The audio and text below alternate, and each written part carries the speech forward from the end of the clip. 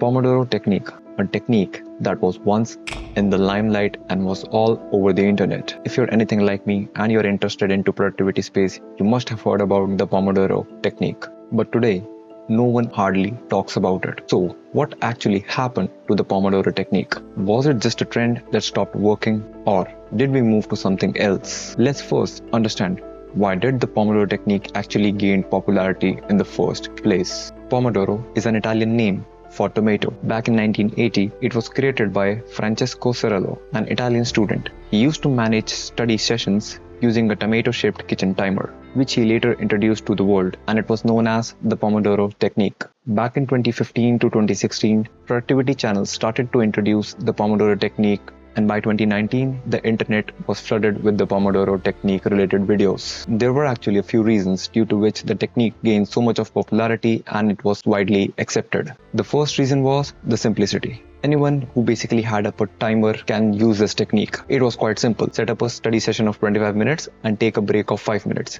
and repeat it 3 to 4 times. It also worked as a psychological hack, because mentally it felt less overwhelming to commit just 25 minutes to a task early. It was relatable to a wide range of people: students during exams, office workers during their core working hours, and creatives to get started with their work. Basically, anybody could use this technique. And then there was this app ecosystem. Apps like Forest, Tomato Timer made it quite easy for everyone to use it and get started with it. And lastly, there was this YouTube trend, study with me Pomodoro type of videos that created a whole community. So now that we have understood why the Pomodoro technique gained popularity in the first place, so what is the situation of Pomodoro technique right now? A technique that was once widely used, why is it no longer being talked about much? The Pomodoro technique in itself is a solid concept, but the drawback is it provides too little time to focus on the tasks that really matter, like studying, working, or some creative tasks that require deep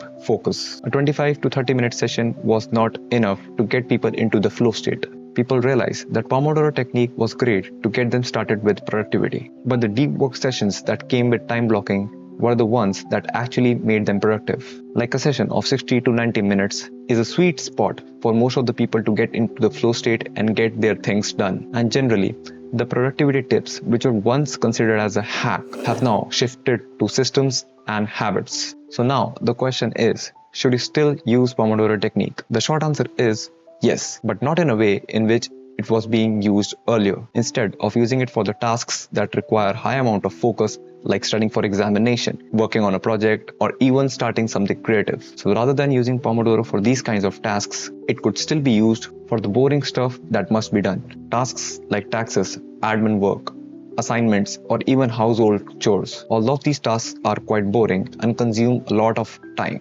So using Pomodoro here is a clever option, rather than postponing these tasks out of boredom, as these are the tasks that must be done regardless. Just setting up a Pomodoro timer for these tasks works very well. So I believe this is the modern way of using Pomodoro technique to your advantage. Let me know in the comment section how do you feel about Pomodoro technique.